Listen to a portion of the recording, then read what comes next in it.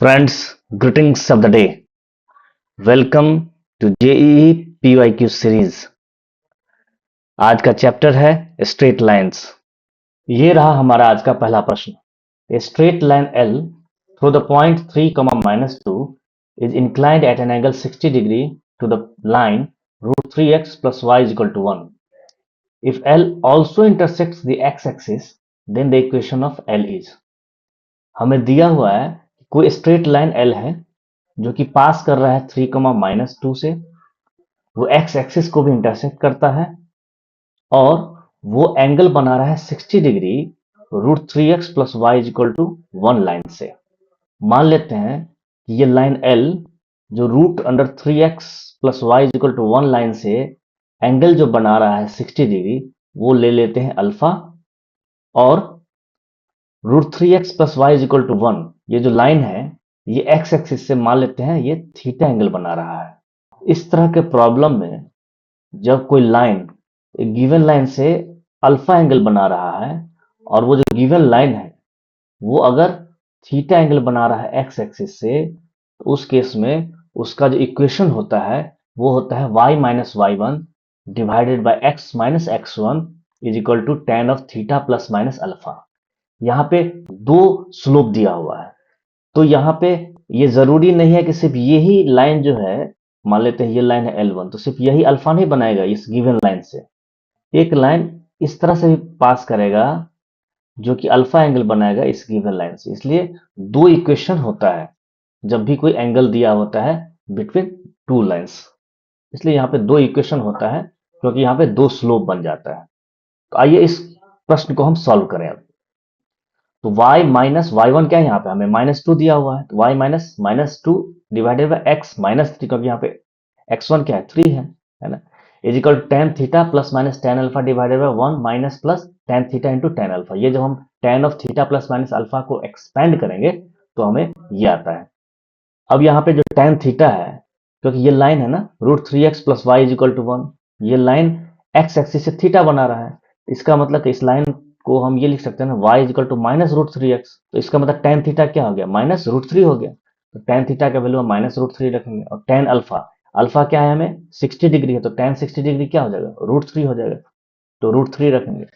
अब जब हम इसे सॉल्व करेंगे तो हमें दो इक्वेशन आता है, y plus two is equal to 0 और y plus two divided by x minus three is equal to -2√3 divided 1 -3। तो हमें दो इक्वेशन लाइन का आ गया, y plus two is equal to 0 और y minus √3x plus 2 plus 3√3 is equal to 0।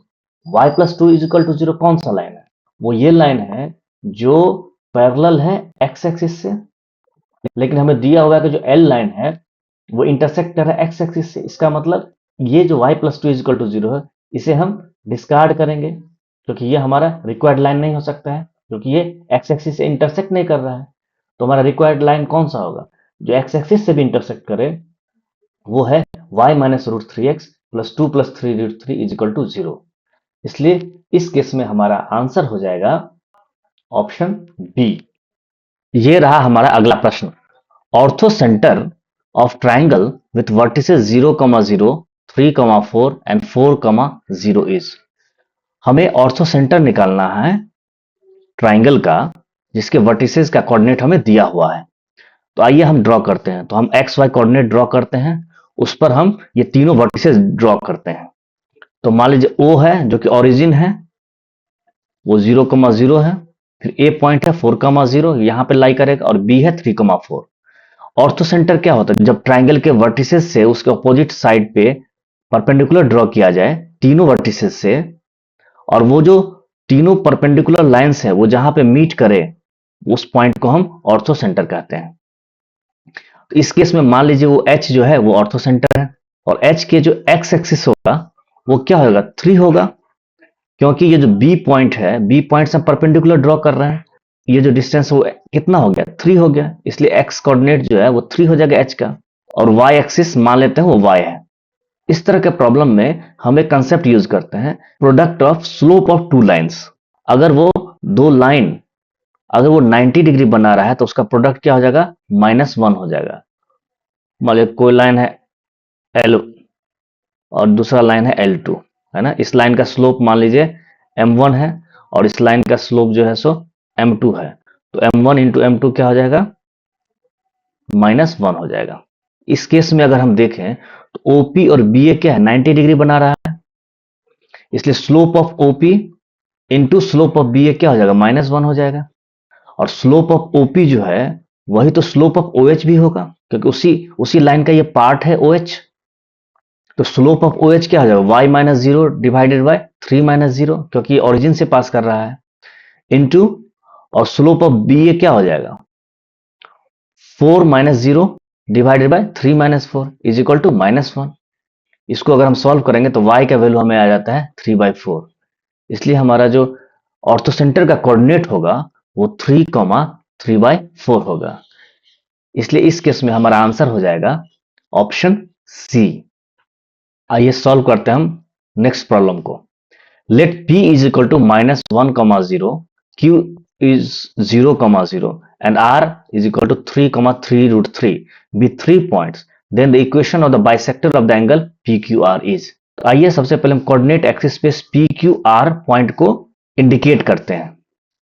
तो P का कोऑर्डिनेट क्या है, -1,0, Q क्या है, ओरिजिन पे है 0,0 पे, और R जो है 3,3√3 पे है।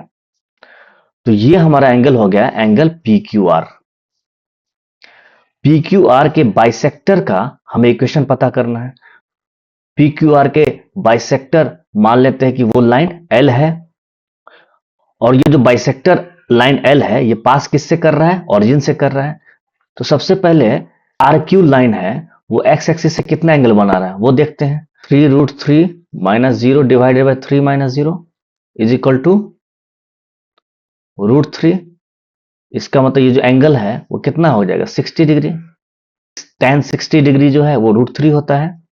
इसका मतलब है जो एंगल PQR होगा वो कितना हो जाएगा, 120 डिग्री हो जाएगा। तो बाइसेक्टर जो L है वो एंगल PQR को कितने एंगल पे बाइसेक्ट करेगा, 60 डिग्री पे बाइसेक्ट करेगा, क्योंकि ये टोटल एंगल 120 है तो ये 60 डिग्री हो जाएगा।